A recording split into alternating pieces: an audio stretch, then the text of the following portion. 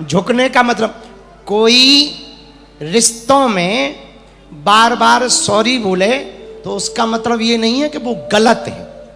कई बार वो रिश्ता चलाने के लिए, बचाने के लिए सॉरी बोलता है। उसी प्रकार कोई आदमी क्षमा मांगे ना हाथ जोड़कर, इसका मतलब ये नहीं है कि वो गलत है। कई बार वो बहस नहीं करना चाहता। दो चीजें हैं, एक कीचड़, एक लीचड़। फिर से सुनो, कीचड़ और लीचड़, इन दो से बच के रहना। कीचड़ के पास जाओगे तो वो तन खराब कर देगा, लीचड़ के पास बैठोगे वो मन खराब कर देगा। समझ गए? अच्छा, लीचड़ कौन है? जो दूसरों की बुराई तुमसे करे, समझ जाना तुम्हारी बुराई दूसरों से करता होगा। हाँ, ये भी बहुत खतरनाक लोग होते हैं, बच के रहना चाहिए। अच्छा, कीचड़ को बड़ा घमंड रहता कि लोग हमसे डरते, कीचड़ से लोग बच के जाते ना, पर कीचड़ को घमंड रहता। कोई डरता नहीं है, बस तन खराब नहीं करना चाहता। तो धन्य है वीर बजरंग बली, पावक जरत देख हनुमंता, भयम परम लघु रूप तुरंता। हनुमान जी छोटे हो गए, जब बड़ा संकट आ जाए झुक जाना चाहिए। किसी शेर, शायर का एक शेर है, झुकते वही हैं जिसमें जान होती है, अकड़ तो एक मुर्दे की पहचान होती है। झुक जाने में कोई बुराई नहीं, विनम्र हो जाने में कोई बुराई नहीं, हाथ जोड़ लेने में कोई बुराई। बोलो सीताराम। बुरा ना मानना, आधे से ज्यादा रिश्ते तो ईगो में ही निपट जाते। हाँ, आधे से ज्यादा पति पत्नी के रिश्ते तो खासकर ईगो के चक्कर में ही। सीताराम, वो अपने घर पे, ये अपने घर पे, वो अपनी रोटी बना रही, ये अपनी रोटी में हाथ जला रहे। आधे से ज्यादा रिश्ते ईगो के चक्कर में खराब होते हैं। हम प्रार्थना करेंगे, ईगो के चक्कर में अपना घर बर्बाद मत करना। एक बार का घमंड ना बार बार की जिंदगी खराब कर देता है। ईगो के चक्कर में अपना जीवन बर्बाद मत करना, हमारी प्रार्थना। ईगो ना भैया बहुत खतरनाक होता, बहुत खतरनाक होता। एक कहानी हमें, एक किसी की घटना हमें याद है। एक बहन जी मिली थी 45-50 साल की, एक अकेली थी। वो हमारी कथा सुनने आई तो मंच पे आरती करने आई। तो जब आरती से हम उतरे तो ग्रीन रूम के पास में खड़ी थी, रो रही थी। तो हमने पूछा कि क्या बात, रो क्यों रही? बोले गुरुजी क्या बताएं, आज आपकी कथा सुनकर हमें बहुत रोना आया। हमने पूछा क्यों? बोले गुरुजी, हमारी जब नई नई शादी हुई थी तो बड़ी लड़ाई होती थी, और अहम के चक्कर में, परिवार के चक्कर में हम झुके नहीं, और एक दिन भगे आए घर मायके। परिवार का दम था, मायके आ गए। भाई हमारे कमाते थे, मायके आ गए। उनका फोन भी कई बार आया कि हम लेने आ रहे।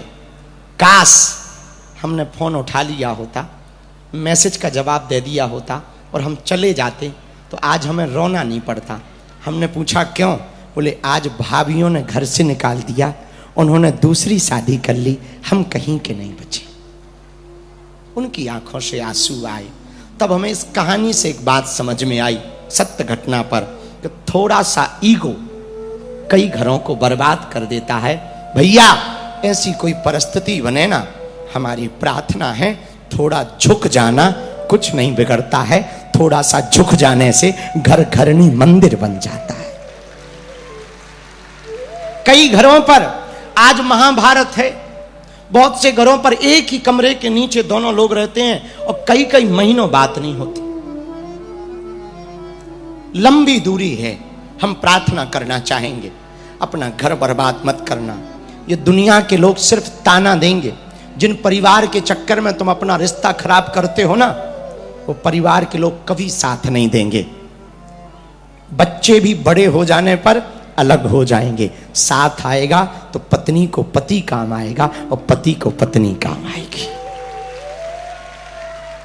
इसलिए हमारी प्रार्थना है, ईगो के तीसरे के चक्कर में, किसी तीसरे के चक्कर में, आजकल ना सोशल मीडिया पर सबसे ज्यादा खतरनाक है सोशल मीडिया, और सबसे ज्यादा तलाक का कारण है सोशल मीडिया।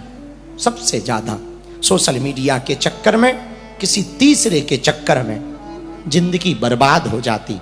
हमारी प्रार्थना है, प्रत्येक गृहस्थियों से प्रार्थना है, हाथ जोड़ करके किसी तीसरे के कारण तुम अपना जीवन बर्बाद मत करना। कोई काम नहीं आएगा।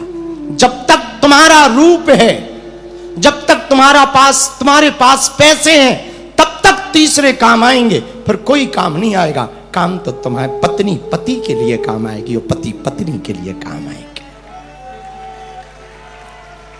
इसलिए विनम्र रहना, झुकना, ये हनुमान जी से सीखो ना। पावक जरत देखी हनुमंता, पावक जरत देखी हनुमंता। हुआ क्या? भयं परम लघु रूप तुरंता। हनुमान जी छोटे हो गए और छोटे ही हुए और घर घर हनुमान जी गए। किसी ने पूछा क्यों जा रहे? हनुमान जी बोले चंदा भी तो घर घर से आया। जिनके घर से चंदा आया है तो प्रसाद भी तो पहुंचाना पड़ेगा। तो किसी ने कहा क्या प्रसाद पहुंचाओगे? बोले जैसा चंदा आया वैसा प्रसाद पहुंचाएंगे। एक एक घर हनुमान जी गए आग लगाने।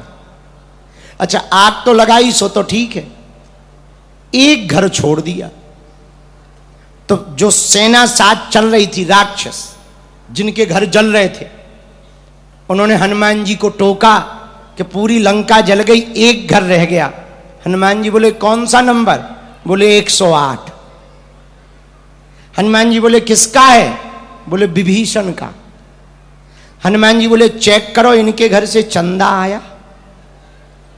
राक्षस बोले इन्होंने ना घी दिया, ना तेल, ना कपड़ा। हनुमान जी बोले जब इन्होंने चंदा नहीं दिया तो यज्ञ का प्रसाद भी नहीं मिलेगा। आओ, आओ, जो चंदा देगा उसी को प्रसाद मिलेगा। और हमें खबर लगी, हमारी समिति ने बताया, बागेश्वर समिति मंडल, बागेश्वर मंडल नागपुर ने, कि यहां पर भी यज्ञ हो रही है। नागपुर में भी यज्ञ हो रही है। बहुत दिव्यता के साथ यहां भी ब्राह्मण बैठे यज्ञ कर रहे हैं, हवन चल रहा, हनुमत महायज्ञ हो रही है। तो सुबह आप परिक्रमा भी लगाया करो, दिन में आकर शाम को कथा में बैठ जाया करो तो कथा भी सुना करो। हनुमान जी पूरी लंका को जला रहे। कैसे जलाए?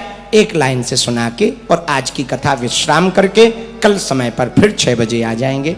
लंका कैसे जला रहे हनुमान जी सुनो। उलट पलट लंका सब जारी, उलट पलट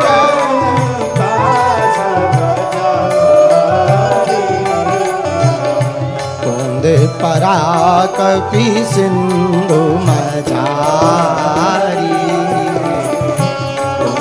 परा कपि सिंधु।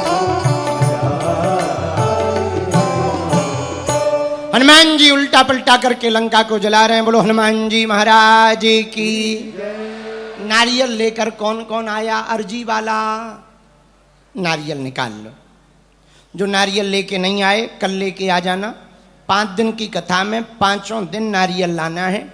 ये 5वें दिन नारियल और हनुमान चालीसा का पाठ करके अपने मुख्य दरवाजे पर, फैक्ट्री में, दुकान में, मकान में बांध देना। कोई भी अलाय बलाय तुम्हारे घर में प्रवेश नहीं करेगी। आज जो नहीं ला पाए कल ले आना। लाल रंग के कपड़ा में नारियल को हाथ में ले लो। जिनके पास नारियल नहीं है वो दोनों हाथ जोड़ लो। ओम बागेश्वराय नमः। ओम हम हनुमते नमः। ओम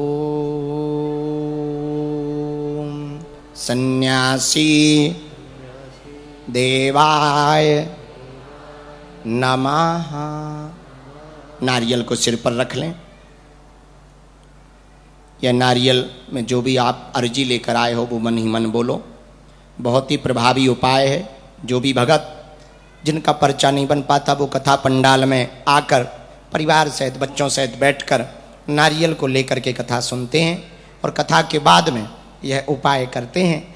हनुमान चालीसा वाला अचूक उपाय करते हैं। इस उपाय के प्रभाव से बिना पर्चा बने ही काम सफल हो जाता, अर्जी पूरी हो जाती। पर घर के द्वार पर इसको बांधना पड़ता है। बड़ा प्रभावी उपाय है। मनी मन प्रणाम करके अब हनुमान चालीसा की पुस्तक निकाल लें। जिनके पास हनुमान चालीसा नहीं है वो मोबाइल से पढ़ सकते हैं, कल ले करके आएँ, क्योंकि हनुमान चालीसा पढ़ने का महत्व है। उसमें लिखा जो यह पढ़े, पढ़ने का बड़ा महत्व है। एक बार जोरदार ताली बजा के हमारी समिति को धन्यवाद दो। हमारे तीनों यजमानों को धन्यवाद दो, इन्होंने भी बहुत सेवा की। जैन साहब, अग्रवाल जी, पांडे जी, हर्ष भैया ने भी, और पांडे जी ने भी, और जैन साहब ने भी बहुत सेवा की। इनको भी जोरदार ताली बजा के समिति के सदस्य जिन्होंने ये अभूतपूर्व कार्य किया है, इनके कारण हम नागपुर आ गए, लेकिन अब नागपुर हम आते रहेंगे। हाँ, और कब दरबार लगना है? बोलो बोलो बोलो बोलो। 28 तारीख को दीक्षा समारोह है, 29 को दरबार है, और गुरुजी से आज्ञा लेंगे तो 30 को भी लगाएंगे। कल कितने बजे आना है? 5, 5:30 बजे आ जाना, ठीक है? कितने बजे? 5, 5:30 पे आ जाना। हम 5:30, 6 के बीच में हर हाल में आ जाएंगे। कल की कथा भी, फिर परसों, ऐसे 5 दिन तक। कल कौन कौन नहीं आएगा हाथ उठाओ। जो नहीं आएगा, अच्छा आएगा कौन कौन? हाँ, हरे हरे। अब हनुमान चालीसा का पाठ गाओ। श्री गुरु चरण सरोज निज मन मुकुर सुधार, बरनौ रघुबर विमल जसु, जो दायक बुद्धिहीन तनु जानिके, सुमिरौ पवन कुमार, बल बुद्धि विद्या देहु, हरहु कलेश विकार। जय हनुमान ज्ञान गुण सागर, जय कपीस तिहुँ लोक उजागर। रामदूत अतुलित बल धामा, अंजन पुत्र पवन सुत नाम। महावीर विक्रम बजरंगी, कुमति निवार सुमति के संगी। कंचन बरन विराज सुवेशा, कानन कुंडल कुंचित केसा। हाथ वज्र ध्वजा विराजे, कांधे मूज जनेऊ साजे। शंकर सुवन केसरी नंदन, तेज प्रताप महाजगवंदन। विद्यावान गुण